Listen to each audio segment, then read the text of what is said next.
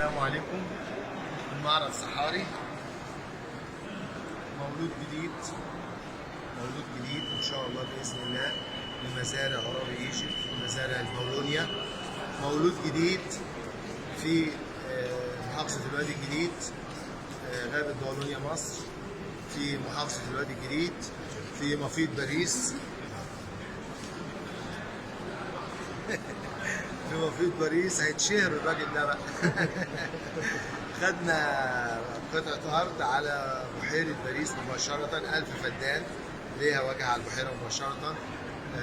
ادعوا لنا نقدر عليها ونقدر نزرعها. هنزرع 30% زي ما بنقول احنا. على فكرة يا جماعة، المعلومات اللي بنقولها لما احنا بنيجي نشتغل بنعملها لنفسنا، لأن احنا بنقول معلومات على أرض الواقع، معلومات اقتصادية. هنعمل 30% مصدات رياح دائر ما يدور من اشجار خشبيه بجميع انواعها، وطبعا على راسهم البولونيا اسرع شجره تنمو وتنتج اعشاب في العالم. هنعمل 30% اشجار مثمره، وعلى راسها طبعا النخيل والمجدول. هنعمل محاصيل حقليه في 30%.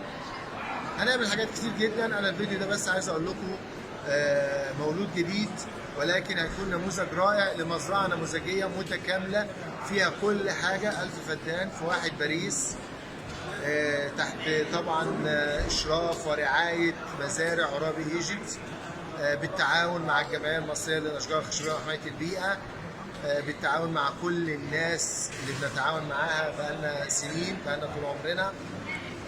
الف مبروك علينا، الف مبروك علينا، ونتمنى ان الناس كلها تزرع وتشارك في مفيد باريس.